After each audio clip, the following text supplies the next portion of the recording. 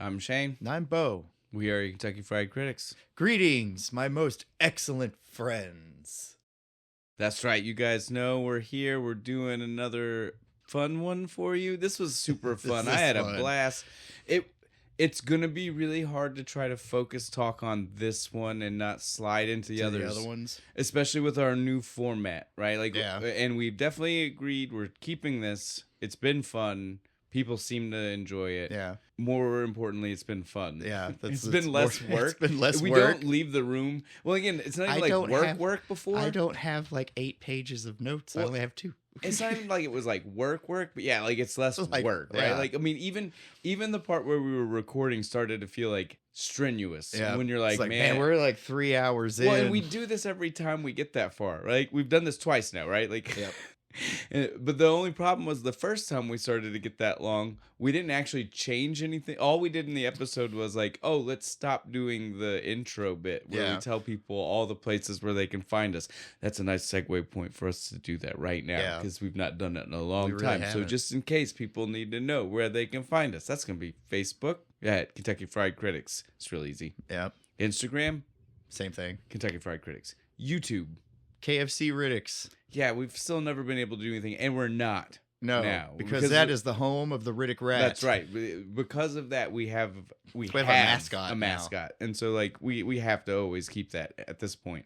So whoever those other weird people with 5 videos from over a decade ago, enjoy it. I'm glad you got to keep it. I wanted that. Yeah. Just know that you're lucky. You're lucky. You're lucky that I felt like dropping this. We also would have been a war otherwise. We are now completely hosted on Spotify because we used to have a different one. We're not going to name them. Just listen to an old episode if you want to hear it, because there's no way for us. We're not those people. We don't have a way to magically edit out that, especially the way we used to do it with the full like 10-minute spiel into it. The only thing that's still there. Hyphens. I made sure hyphens. Still the hyphens. Yeah, that we still exist in a world of hyphens. Is still active. But we are completely hosted at Spotify for our podcast now, so that one is a little bit different. Again, at this point, I would imagine everybody is listening to us there, or wherever else they already did. I don't think the fact that we're no longer on the one that will not be named is an issue. Right? Website that shall not be named. Podcast hosts that we will not speak of. I think we're okay at this point there. But we do have a new one since Threads. I almost forgot Threads. That's but they're still. We're doing more there, and we get people that actually interact with us. Never hear anybody talk about it though. It doesn't matter. It's not like TikTok or any of those things. If we're getting a push, we're getting a push. Yeah. Any push is a good push. That's right. TikTok, we have that. Again, that's just going to be the same shorts you're seeing everywhere else. So, I mean, it's not like it's special. I'm not trying to say you should go there if you want to see more of our... for the 25 and under people. If you want to see more of our smiling faces, that's not exactly what you're going to do. Well, you'll get the same smiling faces that you'd get anywhere else. Yeah, exactly. It's not going to be special material there. I'm not trying to tell you go there if you think that you're going to get more. Let's fuck with the picture quality. Let's send the TikTok the fucking like shitty like 480p fucking shit. Now the new one, finally. Yeah, the new one. The Ko-Fi, coffee, whatever. Yeah, if you want to buy us a beer, it's the place you can go and you can help us out. Again, that's our joke. That's our gimmick. Buy us a beer, because the site is buy us a coffee. But we drink beer here. You know what we're doing. The coffee's for tomorrow after the beer. And if you want to buy us that too, go ahead. Drop some money. I mean, I'm not going to limit you on what you want to buy it for, but you would definitely have to leave the note that said you wanted it to be for coffee. The initial thought is that you're leaving it for beer money. For beer runs, for BWR. BWRUN, beer runs. So yeah, like we all know what it's supposed to be for. What we hope you're giving us money for, right? Like that's the real thing there. Shit's expensive. Mm-hmm. Help a hillbilly out. Come on. And again, we're only doing this with you guys. Like that's the thing. Like, always remember, we're not raging alcoholics here. No, I do this once a week. This. Yeah, once a week. And whenever my friend group makes me leave the house and go do But things. Not often, right? Yeah, no, they got to drag me out. They know. And so again, guys, like, you know, if you want to donate the money, we're not, like, we know it's buy us a beer, but we don't mean, like, for the night out on the town. Yeah. We mean buy us a beer for this. But yeah, go there, help us out. That's what it's for. It's just there if you want to find a way. We also have a Patreon. Yep. We are finally going to start working on more stuff. We've been promising this for a long time. we hopefully are there. Life We're gets hopefully in the there. way. Life gets in the way. Well, again, like when both of us are working, it's extra difficult. If we get the routine set up, it makes it easier to keep that routine when I start working, because when I go back, I'll be able to set my schedule again. Yeah. So it'll be like, oh, those days, right? But the problem has been, since I've gotten out of work, finding a routine between the two of us, because you've had concerts and this, and we've had family things. It's been a busy going to Waverly Sanitarium this weekend. See, there you go. It's been a busy beginning of our friends summers. are making me do things. Yeah, but that's fun. I know, but it's like the going I have a problem with. Once I'm there, I'm totally fine. But like the travel part is the big issue, because I'm like, I'm gonna get lost. My car is gonna break down. You'll be okay. I know. Yeah, Patreon is the place that, again, as of right now, all video is there. If you want to watch, like, again, you see the shorts, you see all the full things that we videos just are on mentioned on all the Patreon. other sites that we were just talking about. Those things, they come from the video that goes to Patreon. So if you want to see any of the full videos, you go drop a couple bucks. You can see it. So like what, $3? That's what it was originally. I don't know if it's been doing that for all of them. It was something weird with the special first one, and I would have to go back into settings. Can we like we'll leave it at, I don't know. Can we like undercut everybody like 99 cents? I don't know. Well, whatever our monthly subscription is not that much. So again, like if you just want to pay for 1 month, you'd be able to get a lot of watching. Yeah, you would get like 30 episodes or something. Oh, right? easy. And again, like remember that everything up until very recently that was going to Patreon was the unedited. Like recently, that doesn't mean much. Like recently in the last, like, with format change, maybe a little bit before that, we're only talking like 15-minute difference, if that. Yeah. Before that, though, like we have things like the Dead Man on Campus episode is like an hour. There's an hour's worth of stuff that's not in the episode. Not in the actual episode. Plenty of episodes before that. Some college stories Just didn't random, need to be on YouTube. Random things that made the cut for that one. But so yeah, if you want to see us raw and uncut, unfiltered, that's the place that you can go do that. Now that we've done that, because we've not done it in a long time, let's just get back to where in 6 months we'll do it again. Well, now again, like we just had to be done, but we should definitely get to what the deed at hand is, because Bo, I have a feeling we're about to embark on a most unprecedented expedition. Nice. Which was unfortunately the failed missed opportunity for a that should have title been the title, right? of the movie, because it fits better. Like they went on an most excellent adventure through time. And so they named the first one Excellent Adventure, and this one they say Unprecedented Adventure Expedition. Expedition. See, now we know why, though. It's hard to say. It's hard to say. But it works. If you could get it, it works really good. Yes. Well, and again, it should have been, like, when you watch the movie, you almost hear it and you're like, well, yeah, shouldn't they, you either think that should be the name, or you think, shouldn't they have said Bogus Journey? Either way, though, you feel like something went wrong here. A missed opportunity. So close, but so far away. Yeah, because it's right after Ted's like, I have a bad feeling. And he's like, no, man, we're about to go on an whatever. Goddamn, I can't even say it. Unprecedented. Oh, in the first one, Most Excellent Adventure Through Time. And in this one, Unprecedented Expedition. Both times, sorry. Yeah. Most Unprecedented Expedition. Gotta get that. It's like 80s patter. It's like male Valley speak, right? Yeah, so it's not like Valley girl, it's Valley guy. Valley dude. Yeah, it's good. I like it. And again, for officialness sake, this is Bill and Ted's Bogus Journey. We've said it so far, but just not in all full. The way through. We always feel like we need to tell you, even though you've seen the picture when you clicked here, so you know, hopefully knew what you were walking into. I don't think my skills have gotten so good you're looking at them and thinking, man, that's just those two in a studio taking a picture. I mean, I don't know. The Friday the 13th part 1. You still, you look very. I look like I'm actually in that picture. Yeah. I mean, I've done a few. I'm not gonna say. I mean, not to toot my own horn. I've been pretty proud of. When you sent me that one, I was like, "Oh, you didn't put me in here. What the fuck?" Not to toot my own horn. I've been proud of a few of them. Okay, I mean, I will. But again, just in case you didn't know what you were in for today, we are doing the second Bill and Ted, because you guys know us. We can't. We're never good at this. It's down to the beers we find, whether or not shit is in order. And this, we'll also both think about, this is coming off of 2 weeks of very, like we even said in the short recently, very intentional. We're trying to be intentional. No intention. Intention went out the window for this one, other than the beer. It was intentionally matched with the beer. And so I'll let Bo go ahead and tell you that before I ruin his world. It's 3 Floyds Turbo Reaper Turbo IPA. Reaper. Yeah. And buddy, is it an IPA? It is. Well, it's that.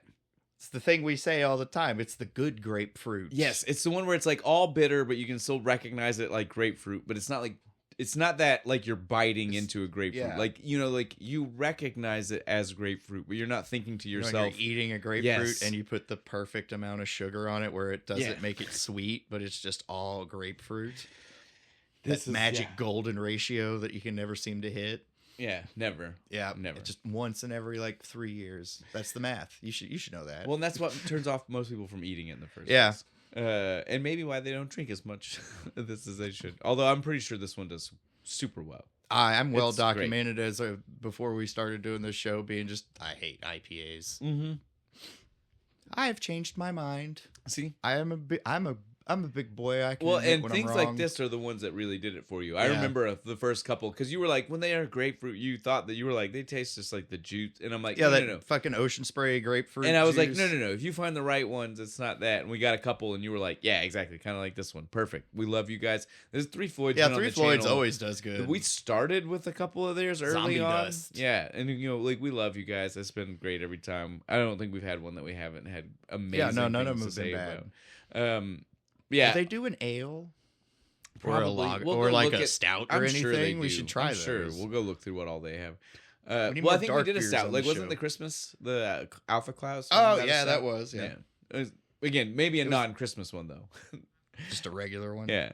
But yeah, this is the thing though. I had to ruin Bo's day about was that he saw Turbo Reaper and he was like Bill and Ted too, and I had to ask him as soon as he said it though. I was like, have you seen the third one yet? And he was like, no. And I was like, that's fine. This is great. I still love it. That's all perfect. Save for the episode. Yeah. Well, then I was like, I even let him, if he wanted to watch it, he could have watched it. He still didn't. And so it ruined the joke for him before me getting to say it to him. But yeah, Turbo Reaper would have almost been more perfect if we wanted to do the third one, because there is a character, I can't remember, it's Scott. I don't know. He's got some name through the movie, but then at the end, he's like, "My name is Scott." What? In some random last name, everybody's like Scott. Yeah, and they're like, "Okay, if you say so." All right, man. Rock on, dude. It's like the end of Voyager. The doctor's like, "My name's Joe." Yeah, it had those kind of vibes. 7 years and you went with Joe? But yeah, so the character is essentially Turbo Reaper because he looks like. He literally looks like a robot version of the Grim Reaper Death in this one. So yeah. That being said, this is my favorite Bill and Ted, so I don't care. Oh yeah, no, me too. Don't get me wrong, the first one's classic, this one's the most fun. Yes, the first one is classic. But the first one is all time travel, right? Yeah. This one's almost there is very little time travel. It's mentioned a lot. So crazy. The way we go so many different places. We go all over the afterlife. We go to hell. We go to heaven. We have ghosts. Heaven, aliens. Hell. We've got, dude. It's everywhere. Robots. It's anything and everything and all of it in between. Like this Star Trek. So much fun. So much. So much Star Trek. So much Star Trek. Before we really get into anything to the movie, the meat of it, although I guess our new format kind of has all of it just melded together into a stew. The whole idea is that we still are gonna tell you the people in it. It just might take us a little longer to finish because now we can have some fun right? But so yeah, we'll start with the writers because they are the same writers of the first one. So just got to mention these people. So we have Chris Matheson and Ed Solomon. Ed Solomon. The name probably doesn't strike a bell to you, but you literally hear it 1,000 times in the movie. Reverse. Denomalos. It's literally just Ed backwards, and then Solomon backwards is Nomalos. But it sounds like some awesome Greek like a dope villain, right? Crazy, scary bad guy last name. It's good. Denomalos. And the dude playing him is like so serious through the whole movie. You're like, man, you're fucking scary, dude. Oh, 100%. Denomalos, I will lead into the new world order. We will have none of this Bill and Ted shit. But so the writing team of Mathis and Solomon, they did write all 3 Bill and Ted movies. So it's not been nobody else has come in. They also at least did base writing for the cartoon, the very very short-lived so they much so like that a lot of people might not know that it existed. Bill and Ted cartoon from like the early 90s. I remember that. Okay. I liked it better than the Back to the Future cartoon. If we're going to get into weird time travel movies that got turned into cartoons, which is probably actually a very small world. But yeah, this is the better one. I'd say DuckTales is the best one. In like season 4 or whatever, when they start traveling through time with the magical popsicles. Yes. Fuck yeah, dude. Yeah, it's I agree. I concur. Can't wait to do that show. Well, we definitely will have to get there at some point for sure. So Chris Matheson and Ed Solomon, they have both written many other things, but together they did also write one other really dope movie from the early 90s, which is Mom and Dad Save the World. Have you ever seen it? Okay. I'm not even going to tell you more about it. I'm going to let you look it up.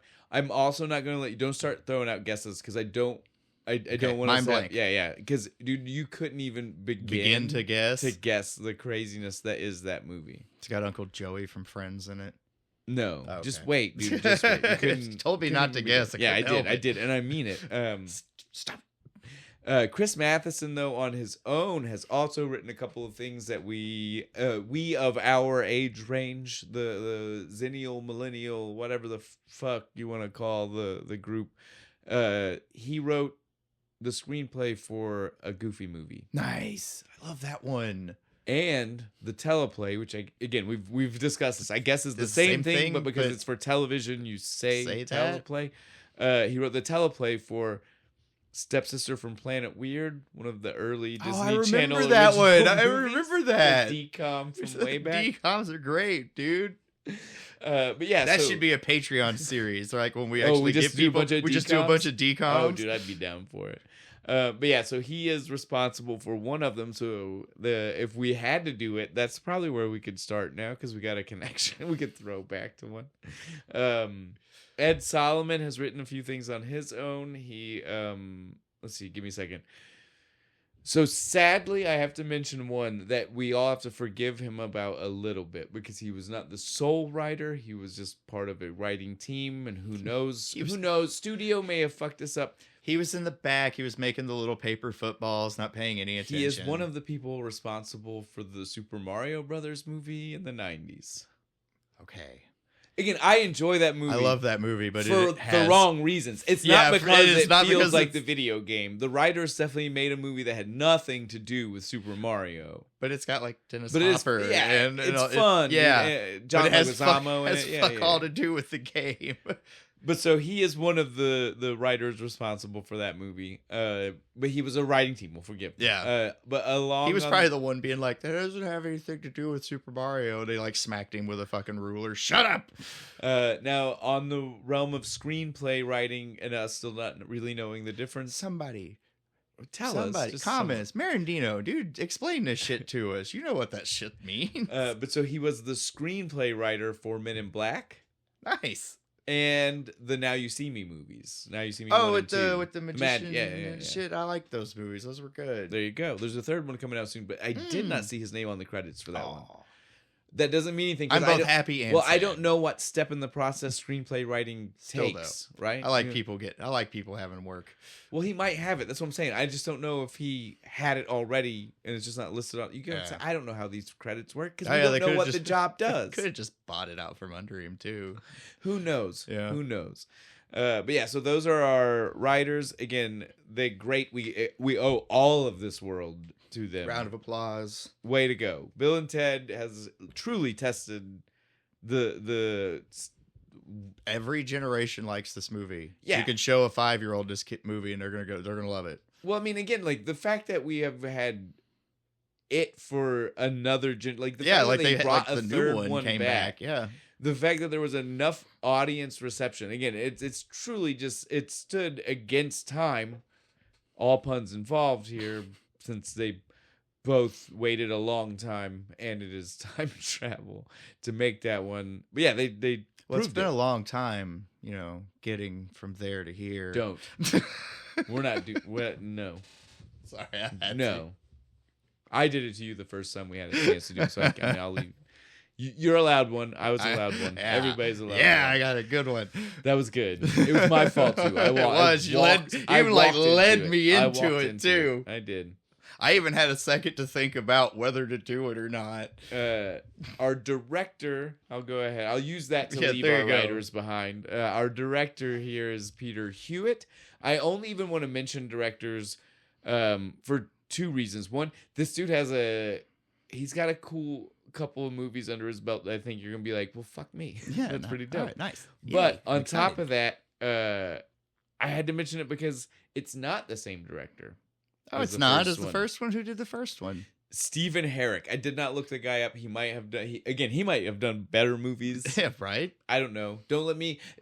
As we have said many times before, we're not director people. I don't really know, but I can tell you that he stepped away from this one because he said it's like this movie is a parody of a movie that was a parody already, and so I just don't even. Bit harsh. It is, but he's right. Yeah, I mean, I think it's kind of making fun of itself a little bit, but I don't think it's like a parody of a parody. Well, no, he's saying the first one was already not real characters. They were parodies of Valley Dudes, like we said. Yeah. And so he's like, this movie isn't even saying like it's those guys anymore. This movie is, like you said, making fun of, but to an extreme. That's all he would say. He said the same thing you did. He just used different words. But he said to him, he couldn't be a part of it. Whereas in me and you are like, no, that's why I would want to do it. That's why I would do this movie. So again, the difference here wasn't in how he saw it. The difference is in how we see what it means. We all said the same thing, though. It is definitely artistic differences. Yes, that's what it is. That's what this is. Because again, at base level, we all say the same thing, which is that this movie is like, it's like the last one to the 18th degree, right? Like, I mean, it's like, let's ramp these characters up. They were already unbelievable. Yeah, now we're just gonna like make it even more, crank it up to 11. That's the difference here is that he's the kind of dude that was like, no, I'm gonna check out on that. And me and you are the kind of people that are like, no, I'm checking in hard for that. Can we hit 12? Yeah. Like 11, is that really the limit? Can we go higher? Yeah, so that's the difference. That's where the difference here is. I can have aliens. Awesome. That's fine. I'll do the movie. Before we really get into some of the smaller characters that we might have more to say about, obviously, Bill and Ted. Yeah. We got Bill S. Preston, Esquire, Alex Winters, who you guys all know, also from The Lost Boys. Yeah. He's one of the vampires. He also is now directing. He does behind the scenes. Oh, good for him. Now. He did the Zappa docudrama a few years back. I saw the preview for that. I didn't watch it. He directed that as like a throwback to the Zappa kids because they approved the studio using one of the Zappa songs in this movie. Oh. What a weird connected universe we live in, right? I know everybody out there. I know that might have got confusing. Everybody just know that because of this movie, we also later had Alex Winters direct the Frank Zappa movie. So you said it slow. I think everybody got it. I hope so. I was trying to remember. I was trying to make sure I didn't say it wrong. You know, I was like tracing the people back in my own head. Like is this person to this person. Follow the bouncing ball. Basically. Oh, what happened to those? I love those fucking cartoons where like the little ball would and you'd sing along with it. Those were awesome. Disney just owns the rights to like doing that very specific style of it. Well, there should have like a whole. There should be like a whole like. It's in the vault. Ones. No, it's in the vault. The whole concept is in the vault. They started not only vaulting movies, but concepts. They said, no, the whole concept of the sing-along. Vault. I want everything out of the vault. I want Walt's fucking frozen corpse. I want all the cool movies and all the gimmicks. Bring them on out. All right, before we go too far, I got to say these. I was going to tell you, the Peter Hewitt, though, is the director we do like. He's not the one that said a parody of a parody of a parody or whatever it was. He's the one like us that was like, fuck yeah, I'll do it. He was like, I'm all in on that. Peter Hewitt also directed Tom and Huck. Nice. I knew. I love that fucking movie. I knew you'd get a pop out of that. That's why I had to wait and be like, I really want to wait and like get Bo's honest reaction. That movie's fucking underrated. It's a great way fucking movie. good. Yeah, doesn't it have super Natalie good. Portman in it? Yeah. No. Rachel Lee Cook. Yeah, that's who it is. It's Rachel Lee Cook, Jonathan Taylor Thomas, and Brad Renfro. Yeah, Brad Renfro. Yeah. I think that's right. It's been a long time. Dude, Indian Joe was legit scary to me when I was a fucking kid. Dude, that dude scared me. Well, so you can thank the same guy who did this. Preach. He also did The Borrowers. I like that movie too. Yeah. I like the cartoon. The movie's always felt a little... The special effects in that movie are good. great because the way the scaling and shit worked. It's really good. Awesome. Yeah, they did the right amount of practical use of scale stuff, yeah. The last one I'll say, he was also Zoom. Do you know the movie Zoom? No. Tim Allen, Superhero School. No, I don't know that one. There's a Tim Allen movie I missed. It's not great. And he's not got a huge part. Aw. I wanted him to be like the headmaster or something. I think he is, but again, like he's not like Dumbledore. He's not really there. He's not. I mean, he's not. He is not a central. Maybe I don't even know, dude. Like it was technically after my time. I may have seen it once when I was like with someone younger, for like babysitting or something dumb. Yeah. But I've seen it once. I know I've sat through this thing one time. That's why when I saw the title, I was like, oh, I know what that is. I don't. So better or worse than the Shaggy Dog movie? Oh, well, I mean, that's not fair because I just have fondness for the original Shaggy Dog. That's true. Because that's the Flubber guy.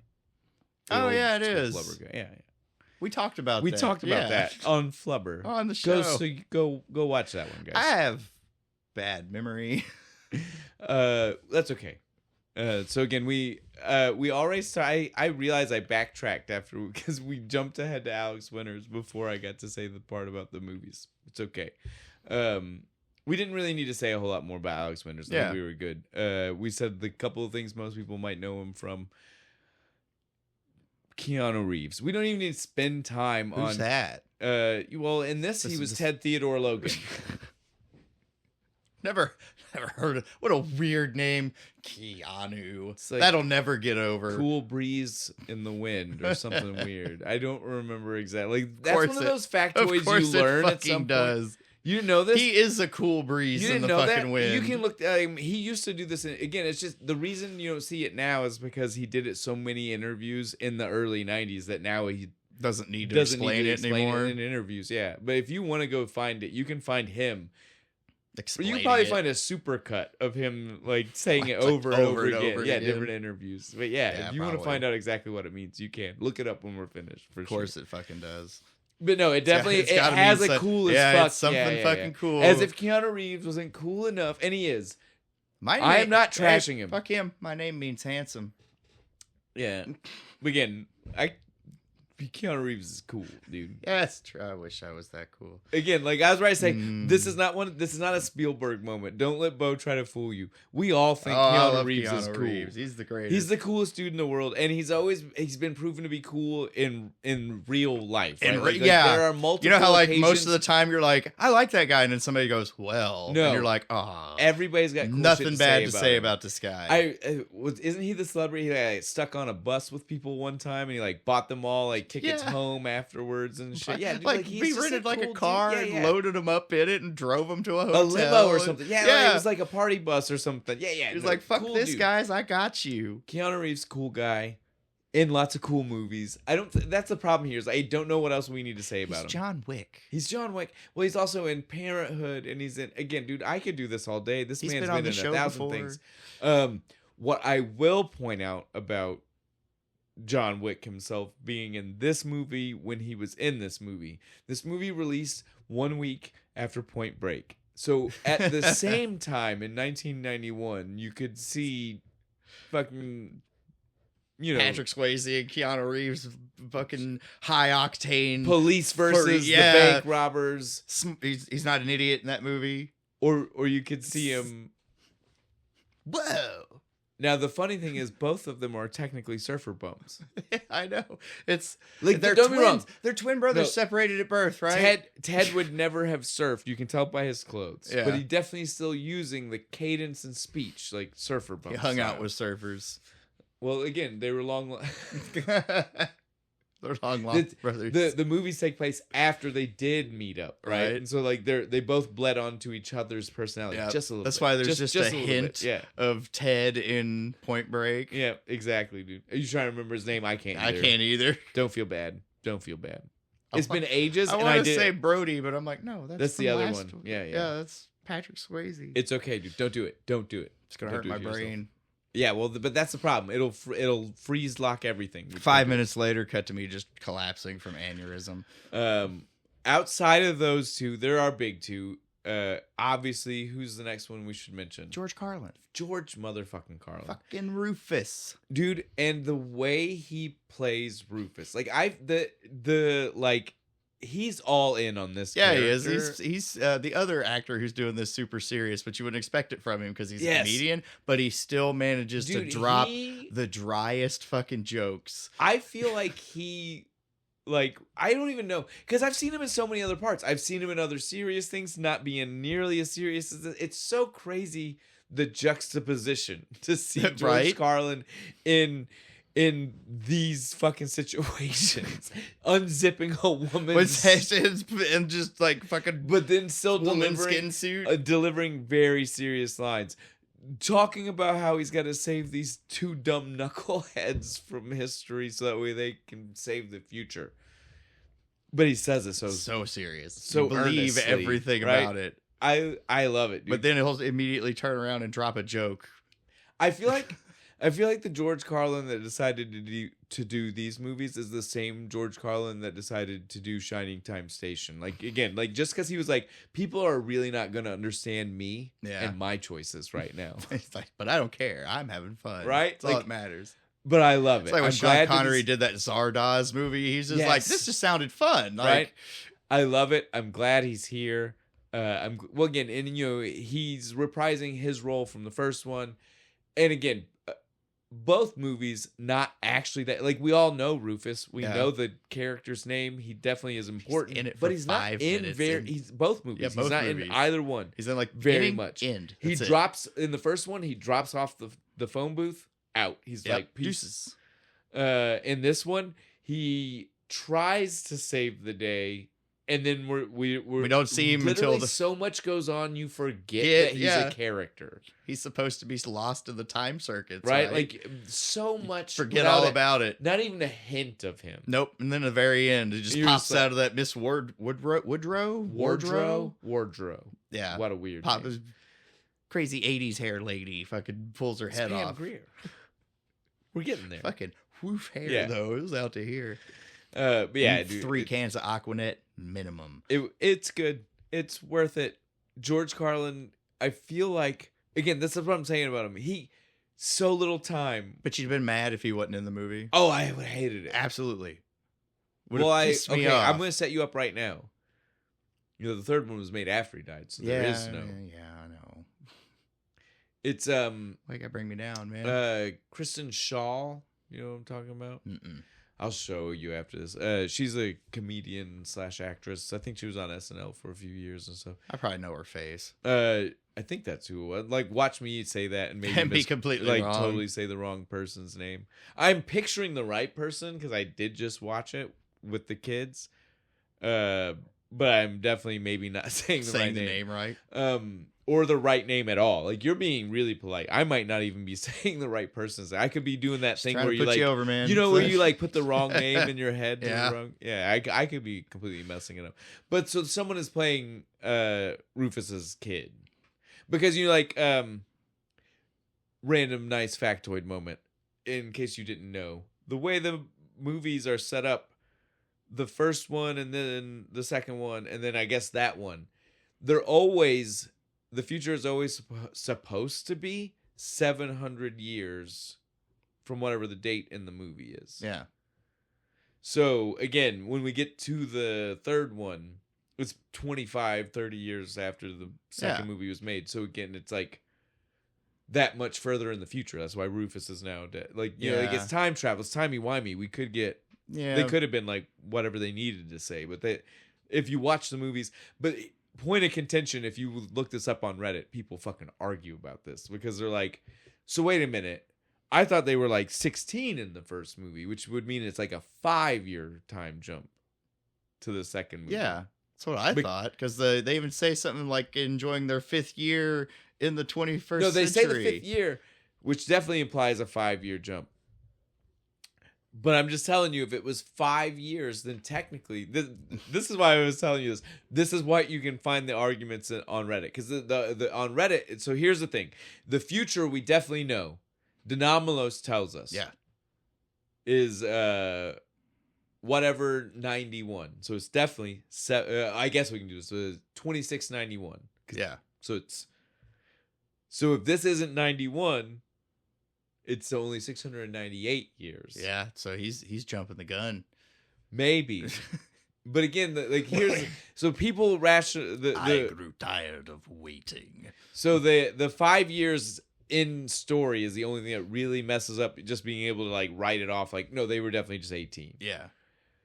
If we didn't have the 5-year line, everything else works. If they were just 18 and we wanted to say 3 years from the movie to this one, that works. Yeah. 18, 21 explains why they can drink in front of his dad. Because again, they could drink, but they were doing it in front of fucking the police chief. Couldn't fucking show the label to the camera though. No, the fucking but awkward ass way beer. they're all holding the cans. But so we all know they were definitely drinking. But yeah, the 5 years specifically, the fact that one line, the one line throws off like, all the math. Everything else, though, we could have totally just been like, okay, well then I'll just say they were 18. They did, which I think makes more sense, right? Like, if you believe they're 16, they did all of that for a random school assignment. Yeah. I have a lot more belief that to graduate, they had to do all of that. Like, they fucked up so bad. It makes way more sense. The only way. But also, okay, I went down this rabbit hole. I should never have started this. So the other thing that Reddit points out is that I wish I would have wrote the user's name down. Because I feel like at this point, I feel like I should be giving these people credit, right? Someone pointed out that also the reason you would have to believe that they're 16, not 18, right, is that Ted's dad...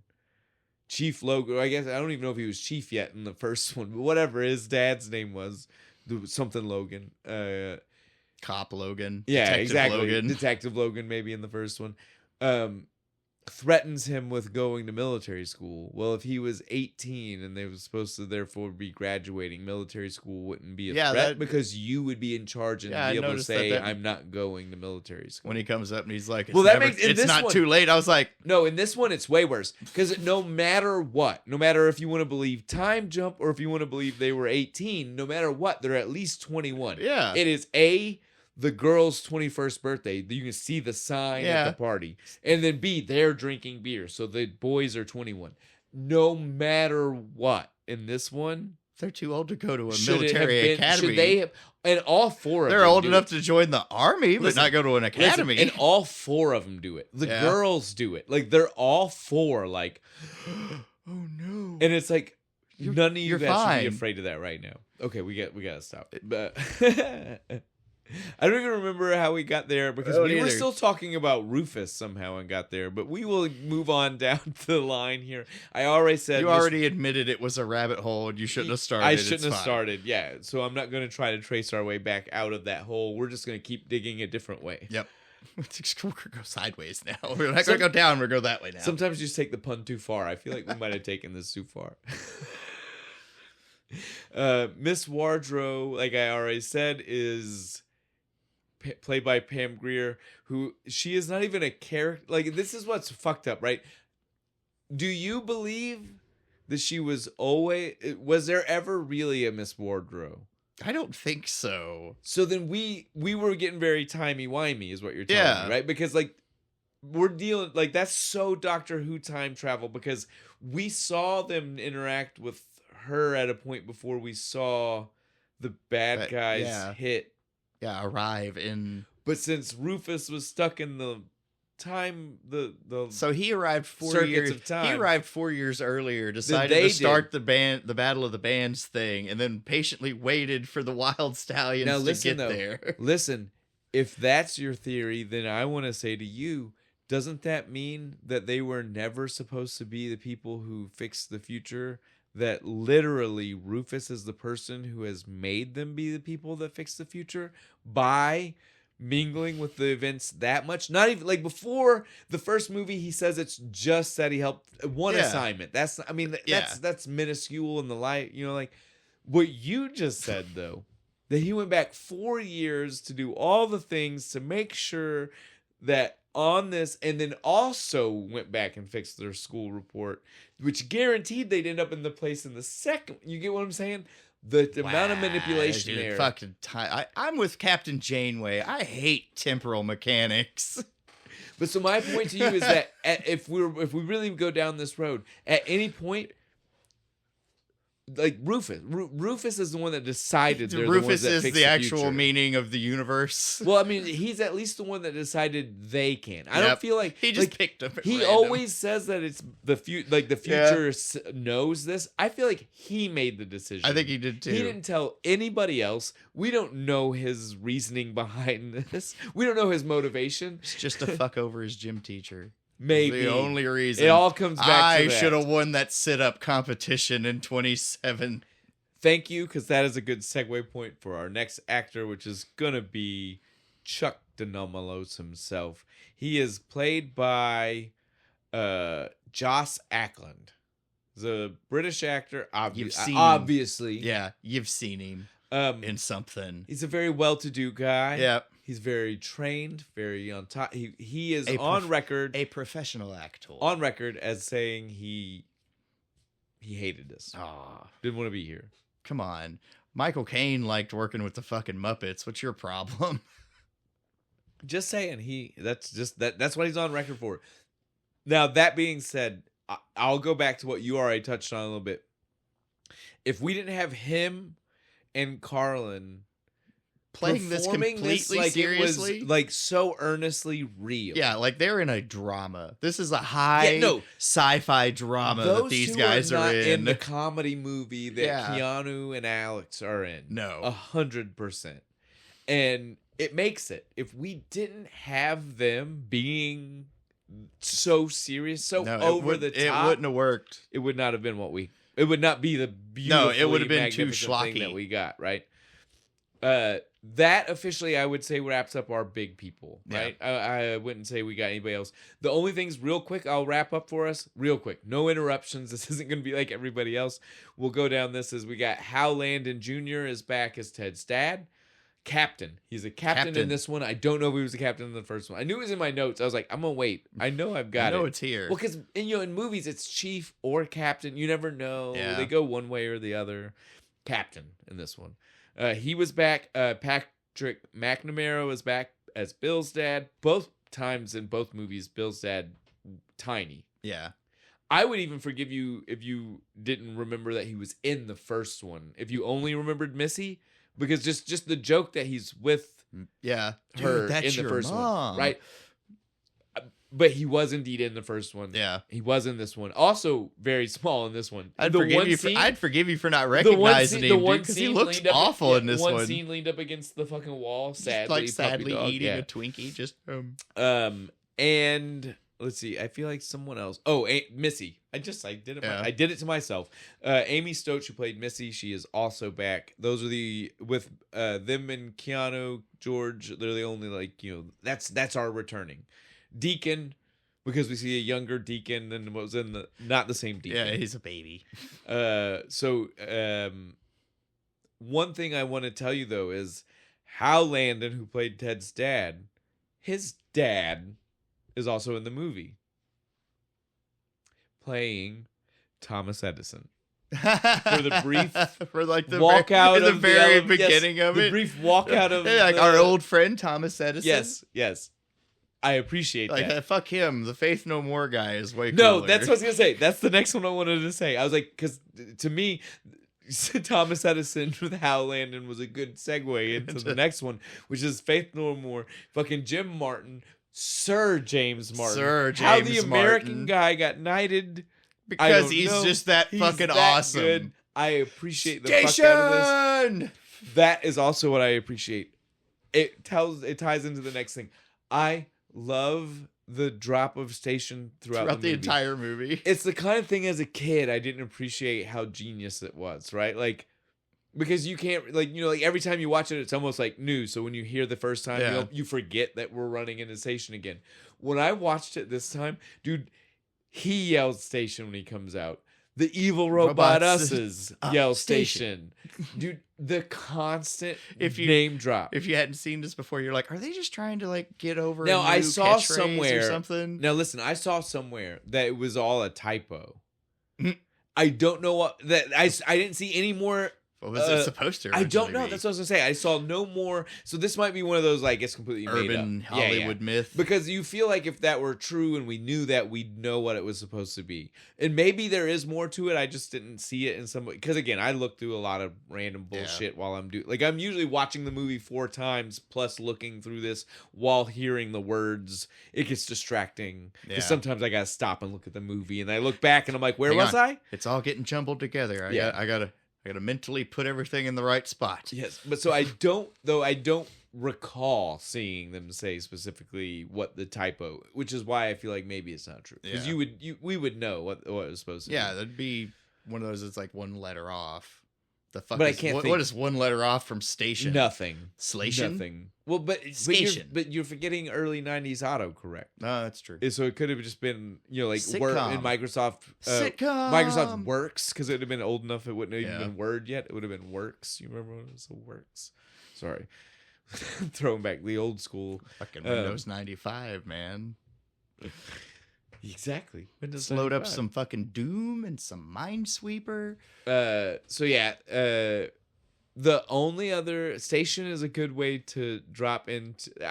I love that the way you're helping me. Like you're literally hitting it down the way my notes are. Nice. Like I swear I didn't read your notes. I know you didn't. You'll just swing from one thing into a good thing for me to say for the next one. So station played by Ed Gale. Do you know who that is? Mm-mm. Chucky.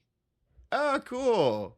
He's also Howard the Duck. He's also Link in Spaceballs, the little thing in Spaceballs. Oh, yeah. I can't remember its name. Hollywood legend, tiny person. You know, he's up. Dinklage. He's up there with Dinklage ain't got shit on me. Well, no, I mean, he's neck and neck with like Warwick Davis, is what I would tell you. Which is, you know, like Dinklage is that's new era. We're talking old school. Who wins that fight? Warwick or this guy? Warwick because of the leprechaun. Just because of the leprechaun. Yeah, the leprechaun. I'm sorry. Yeah. Oh, well, I guess leprechaun versus Chucky. Oh, dude. I don't know now.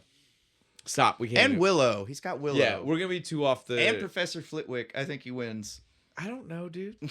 Howard the Duck is dope. Oh, yeah. How do you love Howard the Duck? Like I said, we'll leave this alone. This is people duke it out in our comments section. Yeah, y'all fight about it. Yeah, you guys figure out who it is. All right. One last thing, and then we can just rip into whatever we want to rip into. But this is because it's one of my favorite cameos in the movie, because it's not just a person, it's an entire band.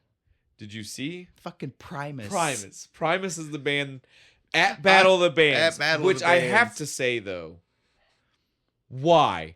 Why is Primus like they were win? They were easy win. themselves. It's an easy win for them. Primus is winning Battle of the Bands. Oh, totally. Right? There's no way they can't. There's no question here. There ain't no local fucking San Dimas band gonna beat fucking Primus.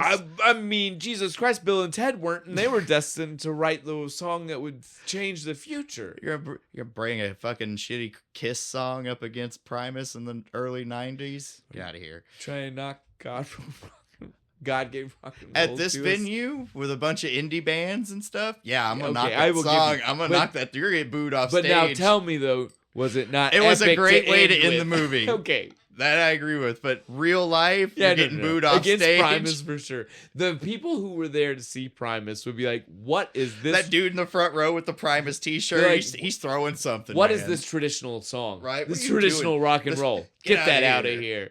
We're all about the This progressive. isn't 1983 anymore, man. We're all about the progressive rock here, bitches. We want to see what all we can do with this shit. Sorry, we went off on a little bit of music. Kiss, though. Yeah, No hate against Kiss. Just I mean, it's all good. I'm a music person. It's much like movies. It's actually pretty hard to offend me. Yeah. There are some things I wouldn't say they offend me. There are some I prefer. it's just like, I don't care. But in general, I'm not the kind of guy who's just automatically like hears something that's like fuck. I hate That that. sucks. Yeah, it's not really a You're thought. stupid for listening to that. It's not really a thought that ever goes through my head, and when I hear people react that way, I'm like, I don't even understand how you get to that. Why are you so angry, bro? Yeah. It's not that serious, as the kids say. Chill down, Kyle. Bring it down, man. In every aspect of Bring It Down, Kyle. Yeah. Both Dead Man on Campus and like that one. modern Kyle. Bring it down, Kyle. Let's all just chill now. All right, now that we're done with people, I have one. Well, I mean, I'm full of interesting facts because that's all I've just spent. That's all we've been doing. That's why so That's why it takes us so long to get through people. Is because now that we're doing it in a different format, I'm like, let me sprinkle the random knowledge I picked up throughout all. Do you know of that these guy was in people. this?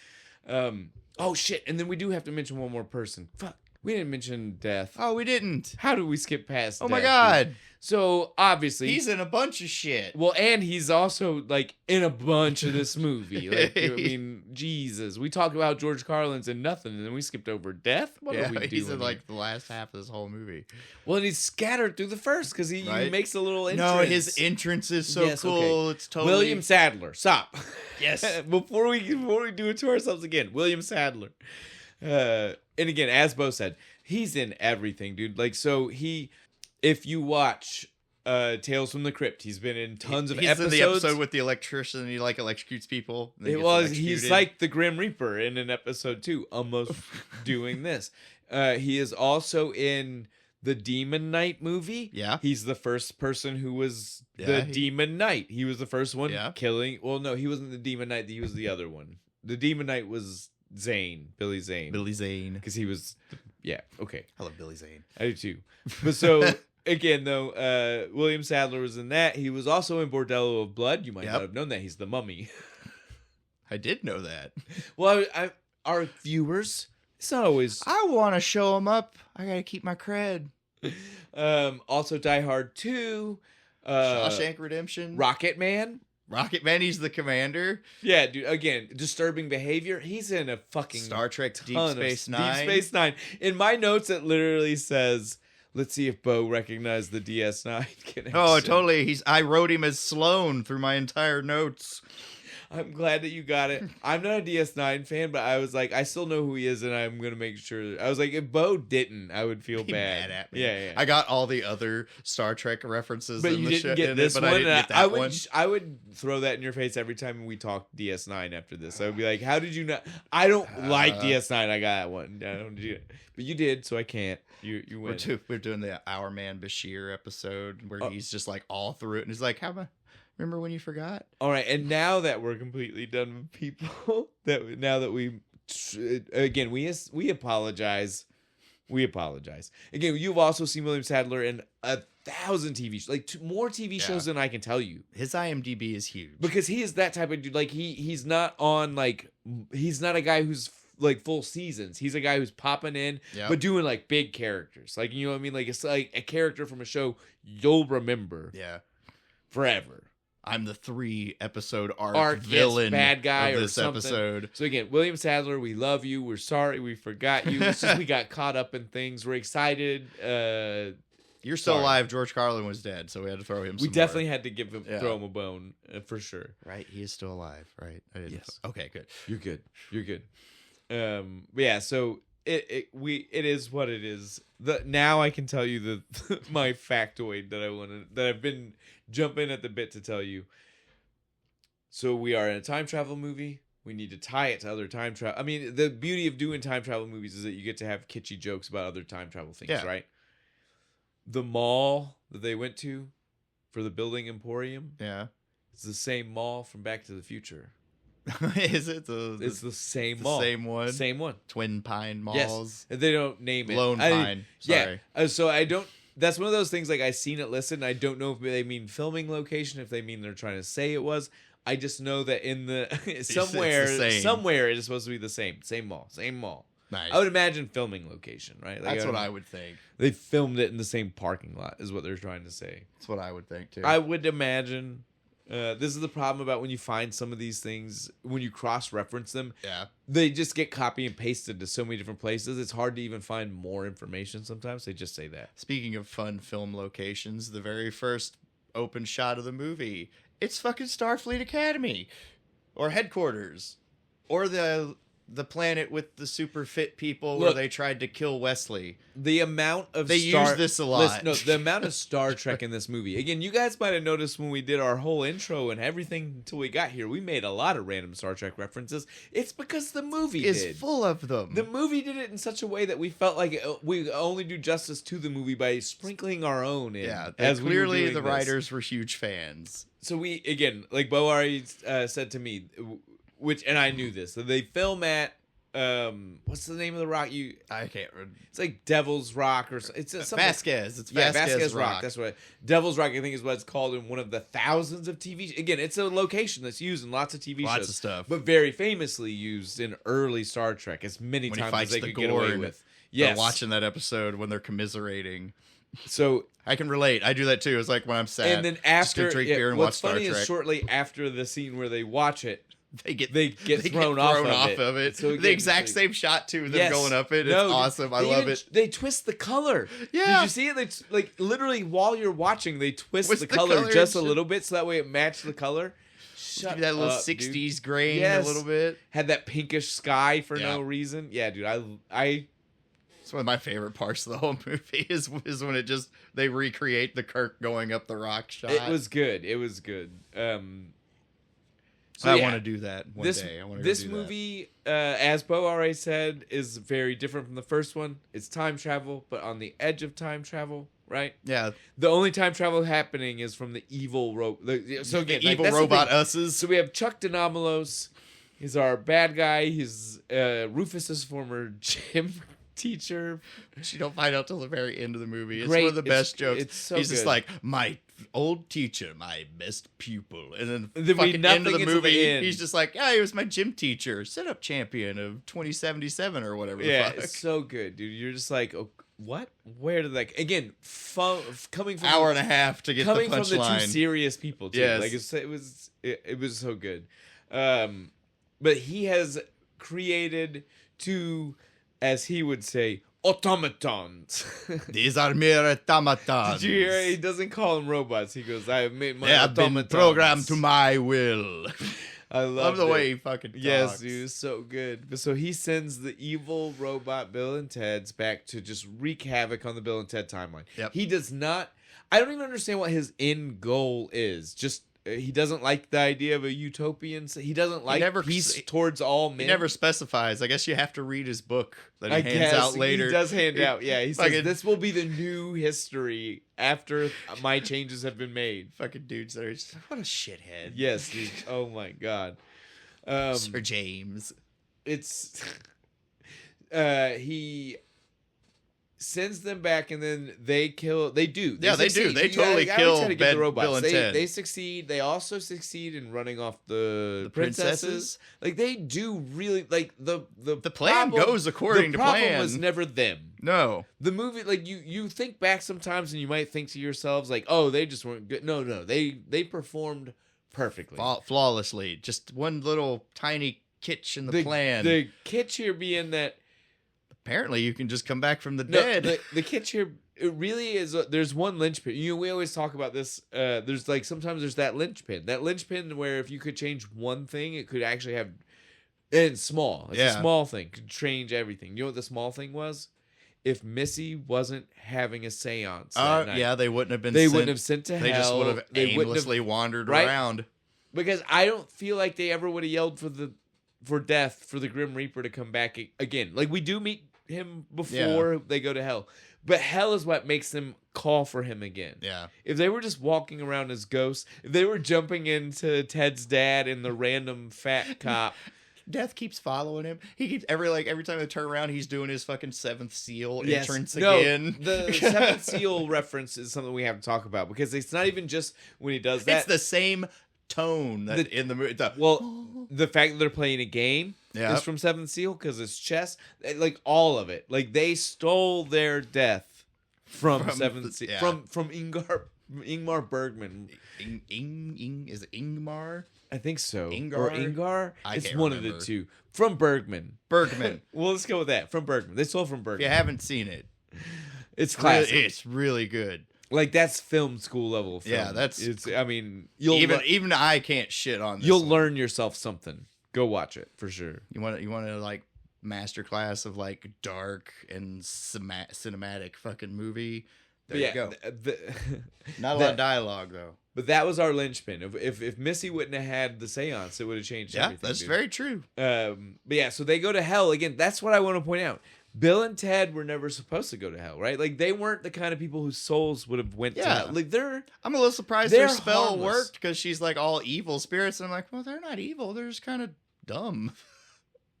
It is what it is. Yeah. The magic works even if you're just a good spirit. You're going to hell. The magic spell of Ed and Chris rule the world. You mean? No, you say it backward. Yeah, I know. Otherwise, I do give everybody. Well, here's something I did. So I mentioned to Bo before we recorded that. Okay, so again, you hear what you think is a magic spell in that scene, but it's really just them. Verata necto. Okay, so it's like this, right? It's like what he said, but so they're just saying Ed and Chris rule the world. What I didn't tell you was that the two guys in this scene, the only two men in that scene, that's Ed Solomon and Chris Matheson. Is it really? That is literally them sitting in a room having made people say they rule the world while sitting with them. The guy who wants to meet Clark Gable. Yes. I'll have to meet Clark Gable.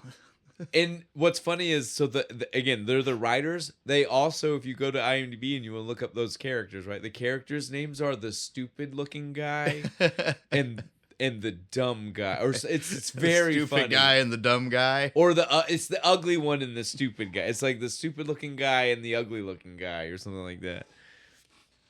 You figure out which one's which. That's the eternal argument. They get together every Christmas and fight about it. No, you're the dumb one. No, you're the ugly one. Yeah, so fuck you. I'm prettier than you, and you know it. That was the thing that changed everything, because without that, though, we would never have gotten to hell. If we weren't in hell, we wouldn't have dealt more with the Grim Reaper, and then we wouldn't have gotten to heaven. Yeah. Linchpin. Yeah, it's very all true. Right there for sure. Movie doesn't happen without Missy and her weird rich white girl interests. Oh man, dude. And I absolutely love, and it's one of those, I feel weird saying this because I'm normally that guy that hates a joke that goes too far, right? Like when you watch a movie and you see the thing and it's like they do it so much that you're like more than 3 times, and you're like, okay, too much, right? Rule of 3. Or it's too many times or too long, right? Mm-hmm. But Family Guy does that a lot. The joke goes too long. But I'm gonna tell you right now, I love the falling scene. It's the menu screen for the DVD. Do you remember that? No, I do. Do you remember? I was going to say this to you. Do you remember how many times me, you, or our respective wives would fall asleep with that on? And you just wake up to... Because it was one of the DVDs that never ended, right? Yeah. Like some DVDs, the title screen will still stop. Nope, it just goes on a loop. And 3 in the morning. It's a never-ending loop. It's not even like they perfectly synced it up to where the scream sounds continuous. Yeah, it's just constant. You wake up like 3 in the morning. I'm glad that you remember. Well, obviously you can't not remember waking up to screaming like that. But I'm glad that I am not the only. Like when me and Dee were watching this, that was one of the first things she said to me. She was like, "God damn, I love this scene, but something about it it's not as enjoyable after the snapping awake at 3 in the morning, like fourth time. God damn it, the 4th time of waking up at 3 o'clock in the morning, just starting the movie so it'll stop. Please, for the love of God, just leave me alone." It's like we had the Friends fucking theme would play on the Friends DVD just on a loop. Yeah. It is a very fun scene in the movie, but I'm normally that guy that's like, Let's kind of skip past. I this a don't little like bit. those type of jokes, right? Yeah.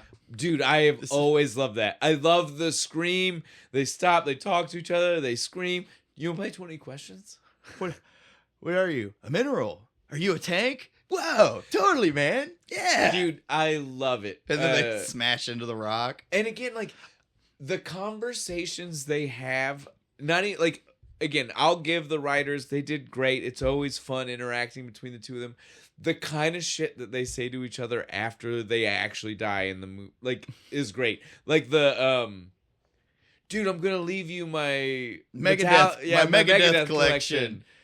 When if I die, and he's like, we're already dead. Oh, dude, then they're already yours, man. Shut Thanks, up. man. The non-heinous. You know what's funny? It's grammatically correct. It is every time. I know this because back in the day. It sounds wrong because he said first time it's like this. That was non-heinous. But if you count them, it's always right. And you know what's funny? Way back in the day, you know, I've said this before on other episodes. I used to have HBO as a kid, and they'd always have those in between like long featurette like mini things. documentary Yeah, I type remember things. those. I tried to look to see if I could find it for this one. It doesn't. I can't even find it anywhere. Not on. Nobody There was saved there that. was a new documentary made in 2016. I couldn't find it. God damn. But it apparently existed, but I can't find it. But so, and I'm sure they used the footage from the original, I'm sure. this one, because the HBO one had so much stuff to it, dude. Like, that's the thing. Like, it was so in depth. But yet, one of the things was them interviewing Alex Winters and Keanu Reeves about like the use of the heinous and non-heinous. And it's, again, like, the interview was from before anybody had seen the movie, and so the two of them were excited when the question comes because they're like, wait till you see the new one. Because if you thought, like, in the first one, because they would just say heinous and then non-heinous, and that was it. He was like, but we always make sure that we pay attention. Yeah. You know, like, heinous is bad. Non-heinous is good. You follow from there. Non-heinous is still good because it's not but you're just non-heinous. Just, like, imagine each non being a different underline under the version, right? Yeah. Like, so if it's the evens, it's good. If it's odds, it's bad. So, oh, no, I said that backwards. I just said it. Heinous is bad, so 0, and then 2s. 2. So, yeah, evens is bad, odds is good. Just remember that. But so, yeah, in the movie... The formula of heinous. Right? In the movie, when the first time, like, they see the things running, that is non. I love it. I love it. If you count it, it's dude, right. that's some scary shit. Like, well, maybe not the Easter Bunny bit, but definitely Granny. Listen. Granny S. Preston Esquire coming down the fucking tunnel. Their version of Oates was scary. Yeah, that was scary, too. But yeah, no. I would have ran and tackled the Easter Bunny. I saw somewhere that in one of the original versions of this, so not in the original, not when like not the storybook Tom and Huck. Now it makes that director line connect, right? It makes it they were possibly going to be in a storybook world for that one. But in like the real, in this one of the possible like plot developments was going to be that the evil robot thems were also going to have a device that allowed them to bring the personal hells out against them in the real world. And so it would have brought both the bunny and Granny into the real world. And the only way they could have stopped it would have been to do what he would have had to kiss Granny. Yeah. And I guess give Deacon. Ted would have had to call Deacon. Yeah, I guess give Deacon his candy. Yeah. But so do 1,000 push-ups for Colonel Oates. Again, you see quickly why. Yeah, man, I gotta graduate my PT test. Like, the idea sounds fun, but it quickly fizzles. It's like that's kind of stupid. Well, plus, like we already said, like the idea of doing the storybook. Well, did we do that only in? I don't even know if we said we were that out on there episode. when we talked. So about yeah, it. One of the sequel ideas that they had, the writers, was going to be to do this, but like do a true sequel to the first one. Yeah. They were going to fail English, so they had to do an English assignment or something. And so they would have went through storybook world. That's cool. But it doesn't fit. But it doesn't fit the lore of the first one. Right? And so to me... How does the time booth So to me, the second the robots would have been able to summon what we saw as their personal hell. Yeah. Hey, how would they have known? True. How do they tap into that? Yeah. it gets weird, right? It stops being We can the movie break. we're in. We can break into the warp of the universe and pull things from hell. Well, it's the same reason why originally, and I think in the comic books this is still there because the comic book was made from a different draft, an earlier draft than what the movie was. The ending shows that Denomalos and the robots are in hell, which quickly falls apart because all sci-fi fans, which is what watch Bill and Ted, because like it or not, it is time travel. It's sci-fi. You get a lot of sci-fi fans there. It's like American Doctor. It's the real American Doctor Who, not the Doctor Who, the movie that we've covered. That's a movie. Who wins in a fight? Doctor Who or Rufus? But the American Doctor Who. Yeah, the American Doctor Who. We gotta be specific. Go watch our episode. Yeah. But so because this is really that, right? Like this is truly the American Doctor Who. But so yeah, that we the world's just got. Yeah, how do you go into a book though? Well, and so the world's that's hard to believe. How do you pull something from fucking hell or heaven or whatever? It's tapping into that same kind of like, it's not. Like, heaven and hell is already crazy, right? But they for died, what was time so I'll travel, give you an excuse. But it makes sense. Yeah. But the second you're like, oh, these people who were just time-traveling robots somehow have access to hell, too. Or they're going to hell. Denomalos sold his soul in a ritual that we didn't see to get the technology to make the robots. See, but then now you're getting... And the devil gave him a special program... You're getting too much fantasy sci-fi crossover. But then it stops being a comedy movie. Well, even when you just want to do fantasy sci-fi crossover stuff, right? Like this movie works because the fantasy is the fantasy part. Heaven, hell, and whatever. They're not using the phone booth to travel there. They went there because of other reasons. Metaphysics bullshit. Right? Magic. It's separate. Yeah. The time travel happens on the real world. Because you can really do that. I'm good with that. Yeah. But the second you say the time-traveling robots if Rufus shows up halfway through the movie and like pulls them out of hell, right? It's like, fuck, you kind of lost me here. Exactly, right? Like that's I'm not there. I want to like it, but because you're George Carlin, but it's kind of stupid. Yeah, see, exactly. Like I'm not quite there. Yeah. You can't give me. You can't mix the two completely. You got to leave them I like separated. how they did it. They just kind of bookended it. You got the time travel at the ends. Yes. And you got all the metaphysics bullshit in the middle. It's perfect. It works. Little aliens so well. throw in there. Station. You think the station are the aliens who died at Roswell? Is that like the implication? No, not at all. Or is it just not at all dead beings? Because no matter what, dude, Roswell are grays. That's true. You know what I mean? Like when you see drawings of people who supposedly seen it, Roswell aliens are very specific and they are that type of alien. These guys, Station. They're Martians. But again, the look, that's very specific. They look like the gnomes from like shit. There's a movie was back in the day. They called himself the Gnome. I know what you're talking about. Yeah. To me, they look like weirdly anthropomorphic anteaters. Yeah, I can see that too. You know what I'm saying? Big nose. Yeah. And gigantic butts. Well, just outlandish. No, look, ass crack goes all the way up. When they're just little guys, it's not that bad. The butt's not crazy until they merge, which is the thing about Super Station. Station merges into one. TBS. Station, we gotta stop. Station being the most intelligent being in the universe, right? Like we have to. When they got to finally through the whole movie, after they get through hell, they challenge death. They challenged death to his multiple games because he wouldn't let them win. Best of 7, you're damn right. They end up in heaven and they needed to get the advice of the smartest person in the universe. They get sent to Station. Death's line was great, right? You thought the smartest person in the universe was going to be the human? Earth? Yeah, like what? Well, yeah. Yeah. Then poor summer child. Dude, Station he's playing charades with like Einstein and Ben Franklin and shit. Smokey and the Bandit 3. Smokey is the bandit. Real reference. Real joke. Apparently. Real line. Yeah, Bo didn't know this. I had to throw it to him. Bo was like, oh, the one where Smokey is the bandit. And I said, no.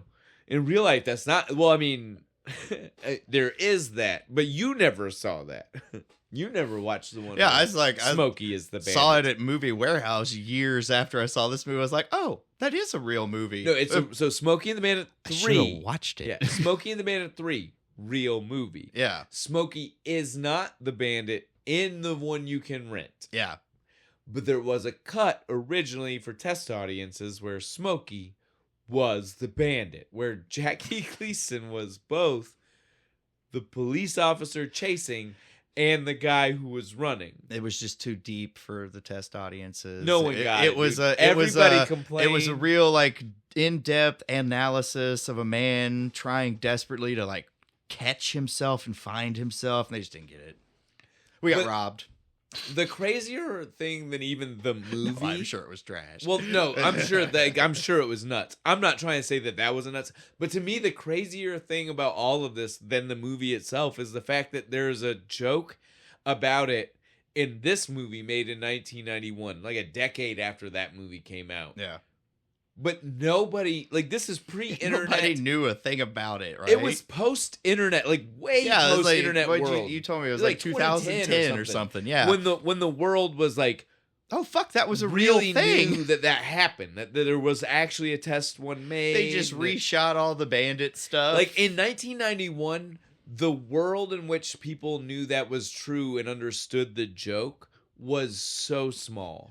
They wrote that for like the 3 people in the studio. The number of people that were at home in real audiences that saw that and were like, I seen Smokey and the Bandit 3. That didn't happen. Smokey wasn't the bandit. It was for Tony the Grip. He worked on that movie. That's what I'm telling you right now. Like, it made him laugh. So specific. Should have seen it. We were filming. He was dying. But because of that, it's one of those things that nowadays when people throw that fact out, you hear a lot of random facts from movies, like, you see the shorts or the whatever, right? And you're like, well, that's hella interesting. That one's not that one doesn't do well for people. Because most people are like, oh, I already knew that. Not because they really already knew it, but because they heard it in this movie to the point that they were like, when they hear it for real, they're like, oh yeah, Smokey is the bandit. But they don't get that it was just a super deep inside joke at the time. So to me, if you're going to make the short, you need clarify. to do that. Yeah. You need to start there. You need to be like, in Bill and Ted 2, they make this. Like, that's the start. That's the start. That's the part where you're like, people are going to be like, oh shit. Are you serious? Right? Like, that's the one where it's jaw-dropping. Nobody would have known that in 91, though. No, like, again, like you already said, the Grit. Like you said, the Grit. They did it for the guy. Like, he's the only one that got that He spit his coffee through his nose. It's great.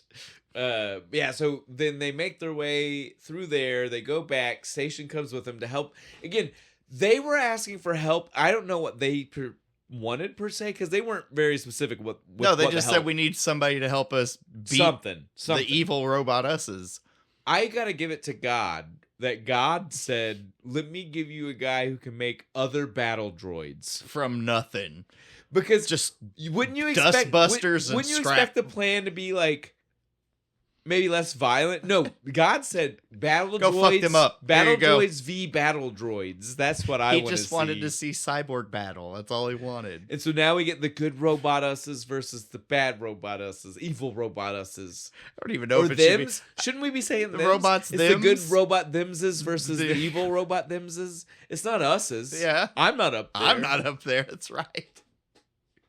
English is hard. Don't even worry about it. Well, also, can we even call it versus? Because it's not like the evil ones even put up a fight. Hey, look, their blocks got straight knocked off, looking like rock'em sock'em robots. They just kind of went, I think we've met our match. Dude, good job. No, look, because they knew when they saw the good robot themses come out and do the, like, robotic break dance. Both rocking, did you notice, like, the thumb pinky? Yeah. I don't like that scene was so balls to the wall, dude. Like when they come in, catch you later, Bill and Ted. Catch you later, Bill and Ted. Like rock'em sock'em right, robots. They stick their chins out. Well, and the way the good ones move, like it's totally like that. Like only moving at the shoulder, like they do that like square punch move. Yes, dude. I probably this is one of those movies I'm not gonna lie, I owned illegally. My dad taped from HBO on a tape, and I had all the Star Wars and the featurette thing you were talking about, but. And so I played this tape until it was probably damn near worn at the the punch in the head. Just, like I saw the little static lines across it. I would replay the because they look so funny when they come through the wall. They're just like they're doing like the robot, but super fast. Yes, it's so cool. Well, they got to cover like 10 feet distance to get to him. But so at that point, you're like, oh, it's over. Yeah, movie's done. Yay. Anomalos has lost, even though this is being broadcast to the world. He all that happened is his loss got broadcast. No, though. Then we get the moment where they pull back the funnest, dumbest joke from the first one. Like because in the first one, they're in the police station. Just like, we need to remember after we beat him to come back and find something to beat him with. Like what? Like a sandbag. Huh? And the sandbag falls. But a cage. Well, what kicks this one into overdrive? So again, like we said, the whole point of this movie was to take the first one and ramp it up, right? So in the first one, when they did this, it was in the police station. They do the to try and break everybody out. But it would be dope if someone left this here for us. And so they're doing it, but then since they're dealing with bad guy who time travels, he starts doing it. He's like, oh, but what if I knew because of what you guys did? So I went back in time and left myself the key. And another gun, which just magically appears from nowhere, I might add. It just teleports. Again, the end gets so wild. For the first movie tries to really live in a world where no, this is real. Time travel happens. If you really think about it, it tracks. Everything you see could have, they could have done the things they said they went to the past to fix from the future, right? Came and left Dad's keys. This time does not, because like you said, the gun one is so what? He time traveled like the Flash so quickly we didn't see, and put a gun in his own hand and then left. Because if not, left a little understand. cool rotoscope flash of pink too, right? Just to. It would have to be. That's him flashing past the camera. It would have to be, because if not, it would make no sense. It's Ted. Right? It's the orange jacket flashing. Something. the main draw here is that Denomalos thinks he's good, but he's not as good as Bill and Ted. He should have known. He should have known, because as soon as he's gets the gun, they smile and look at each other like. But what if we went back and supplied the second gun with a fake gun? Because what you forgot is the only person who can go back and set this stuff is the person who wins, and that's us. Ha! And then Ted's dad, out of nowhere, fucking handcuffs, arresting him and shit. We got Rufus coming in. Yeah, Rufus fucking pulling his fucking Miss Wardrobe. Dude, the end was so. It just we gotta wrap this up. So wild, dude. So wild. So much stuff happening. Like, here, come on, we gotta wrap all this up. And then finally, they're like, all right, let's play our show. Oh shit, we still don't know how to fucking play. Oh, I got this. I love this part. This was great. They came back looking. You know looking like ZZ Top. Literally, no, both of them. Did you know that? If you go back and look up at photos of 1991 ZZ Top, even the soul patch and mustache it's the one who didn't used to have the fucking beard. He was rocking that for a little bit. Looked like a fucking pirate. They are ZZ Top. They are literally supposed to be ZZ Top when they come out, dude. They come back with a kid. Kids. They both have a kid on their back. Little Bill and Little Ted. They keep that in the third one. Oh, nice. But you find out neither of them are boys. It's actually Bill, as in Billy, and Ted. Little Ted is Thea, but they call her Ted. Nice. I didn't even think of that. I forgot that there were girls in the third one. Yeah. So it still makes sense. The trailer. Still makes sense, though. Yeah, it does. It would be something they would do. Yes. Still worked. So good. I love it. Love the continuity. I do too. That far away. We got it. Again, this movie is amazing. I love this Death movie. comes back. The end is great. The music number. I love it. When the little street sweeper.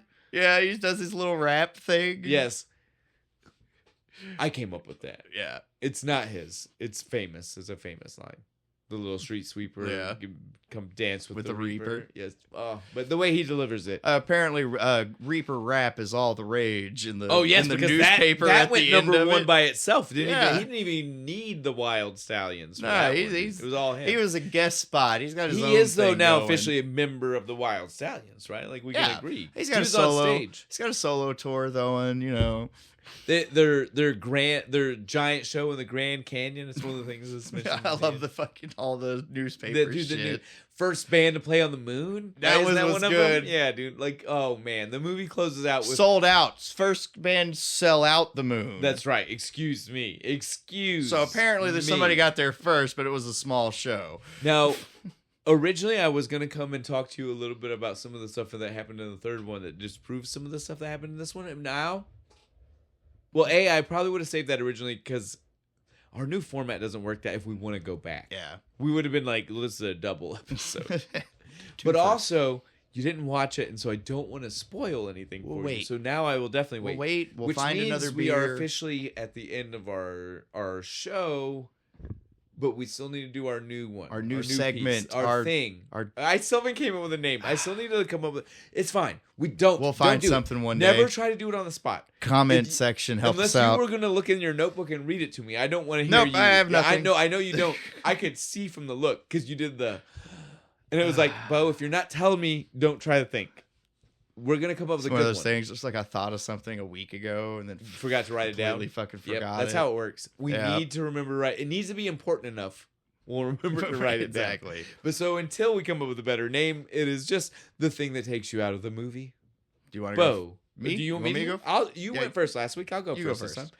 The thing that took me the most out of the movie, again, like we said, every week this is going to be different. It doesn't literally mean like it has to be serious. It doesn't have to be... The kind of movie will determine the thing, right? Yeah. The thing that took me the most out of the movie for this one is twofold. Okay. One is super specific, but it connects back to a very like... One is dumb and specific, but it connects back to something that is less dumb and broad for the movies. Okay. And it's the clothing in the future. The foam. Fat neoprene. Fat it's foam. neoprene. Yeah, it's all neoprene. Like they've shaped It the looks scuba gear. so uncomfortable. So it takes me out because it's so fucking weird. Dude. Yeah. The boots being like gigantic. Speaking of Super Mario World or Super Mario Brothers, the movie, it feels very much like the way some of the boots and shit in that movie looked, right? Like there's like you're like, what? Why? The fuck No am one I would looking wear at? that. It's 3 times the size it should be. Why? But then you shoulder pads out to here on George Carlin. What was that, dude? Oh no! He unzips the costume with the neoprene on. Seth Rollins is just ripping off fucking this movie's wardrobe. That's all he does. But so you get what I'm saying, right? Big like, foam shit, giant boots, shoulder pads. The neoprene is yeah. Very weird. So that's the dumb. That's the dumb right, one. Specific, right? But the actually kind of intelligent thing it connects to that's a little bit broader is we saw the future in the first movie. Oh yeah. Nobody wore that. Yeah, they didn't. It was a cave. They walked into a essentially cave. a shiny cave. Yeah, and the phone booth is a crystal originally before it turns into a phone booth. There in the was first no one. brightness. There was no lights. There was no shiny city. Yeah. But it was still supposed to be utopia. It was just not shiny. It was a more chilled utopia. Right. We don't. Oh, and it was You know, chill. we don't because brag it was, about it. Okay, because it was slow. So again, chill, right? Right. I don't buy that in 3. Again, if we were supposed to believe 3 years, if we're supposed to believe 3 years, I don't believe that 3 years from what we saw the future of 2688 looked like to 2691. It's quick math. We could use it in Tulsa. I don't buy that, right? Just saying. And the neoprene is the part that I don't buy. Yeah, they were no, I don't either. Weird clothes, but it was trench cut. It was still normal-ish. Yeah. But and the second one, it's... I just want to squish it. Yes. So that was the thing. Totally took me away from everything. It's a good one. How about you, Bo? Mine, they go to that building emporium thing with not only death, but 2 fucking aliens, and nobody freaks out about it? there's a kid and a family like back there with them dance, like in Death literally walks up to a guy and says, like, I'll see you soon and shit. That was the director. Oh, was it? Sorry, I had to throw one but more. But even that guy, had to throw one more friend. Even that guy didn't freak out about the aliens. He was just like, oh, well, I should quit smoking. That's what took me out, is nobody panicked over these aliens just wandering around the mall. It was California. Yeah, I guess. There's weirder people, I guess. Here would have been... Oh, yeah. It would have stopped everything. I will give you that. Here would have stopped the whole... everything. And the whole town shuts down. There's aliens, God damn it. No more conversations would have been going on. All right, guys. On that, that's the end, dude. That's it. Party on. Party on, guys. Like... Comment, subscribe. No, we're not there yet. Share everything. We're not even that far. I forgot last week. I was making sure I got it. I know, but I'm saying we still got some things to do. That was for master algorithm. Be ready to say it again, so that way you get back in the practice of doing it when I'm supposed to. But we're not there. You guys know how this works. Anytime that Jack decides he's going to watch a movie that we do, he gets to talk with us, say his part, tell us what he thinks. Yeah. So here we are. We are talking about Bill and Ted's Bogus Journey, the second one. Yeah. Now, in the last couple of days, I had already mentioned to everybody, me and you have watched we watched all three. Yeah, so that way you could be really prepared to talk to them about Bill and Ted. Yeah. Right? Right. But specifically in the second one. Yeah. What did you had mentioned to me? You wanted to talk about the start. The start. Yeah, with Denomalus, the bad guy. He says, "It is time." But you told me you thought it was one word, right? You thought it is time. The way he says it, right? It is time. You were like, I don't know what the word means, but I want to start with that. Like the way he said it was crazy, right? Yeah. It's time. Why did they make a robot Bill and Ted if in the first one they saw the future selves? Yeah, so that's what I was gonna say. Yeah, in the second one we don't deal with time travel as much, right? I already said this to Bo. Yeah. We deal with the afterlife, right? But so to make sure we still got that whole doppelganger time travel feel, they gave us evil robot themses. Oh, yeah. Right? And the only part we saw them travel in time is just those guys coming from the future. Yeah, that's that right, was all right. for time machines. But now, on time travel, I wanted to ask you. You told me right after we watched the movie one time, right? You were like, I pointed out to you that William Sadler, the guy who plays the Grim Reaper, was also the guy in the British Family, right? And you were like, oh, so then when we see death, it's just after he died and became death, right? Yeah. And I was like, boof, bud. Like, that's so mind-blowing, buddy. Yeah, like, that's the kind of theory that people wish they could come up with. Yeah. And you just came up with it off the top of your head out of nowhere. You were like, oh. So then, since we see the afterlife is outside of time, right? Because we see people from every time period and all this stuff. Yeah. You were like, so that means that even though we see death deal with Bill and Ted before we see that guy, it doesn't even matter. Yeah. When he died and became death, he was death before and after. Oh, that's good, dude. Oh, guys. You had another thought. I see it. And if it's as good as that last one. The second thought is, why was Death so nice to Bill and Ted? Oh, that's because he lost. Yeah. Oh. If he wouldn't have lost the game, he even told them that I never lose. You have beaten me. I am at your command. Yeah. So that's easy. He wouldn't have listened to them if they wouldn't have won. Lost. Is it crazy? Why did Bill and Ted time traveled and then just come back with a beard? Oh yeah, playing at the end. music. Well, they had to learn how to play. You saw the beginning of the movie, right? They still did. Literally, the Miss Wardrobe, who was actually Rufus, told them. She said, "You can't sing. You can't play the guitar. Yeah. The only thing you got going for you is those princesses." Yeah. Right? Yeah. The babes. The babes. The babes. You Nice. got it. That's right. The babes. Yeah. The babes Yeah. are what. Without the Yeah. babes, the band had nothing. Oh yeah. In the future, everything will just turn To nothing. That's nothing, right. Yeah. That's And right. Why did in the third one they did why Oh. did they do a Spoilers. Stop, bud. Spoilers. I haven't seen that movie yet. Oh. So But we still need to tell them what beers for next week. oh, this wasn't the last episode ever. No, hell we no. weren't done. Jeez. Oh, okay. Don't even jinx us like that. Don't no. Knock Yeah, on wood. My bad. Time travel. Let's go back and fix this, dude. We still have the TARDIS. Doc never Well, came do we back not for now it. have their phone booth? Yeah, we just keep. We've got double. We have quite the collection. Next, double we're gonna go the- get Firefly and the Enterprise. Well, we have double the time traveling booth. We can travel through dimensions and time All right. and circuits.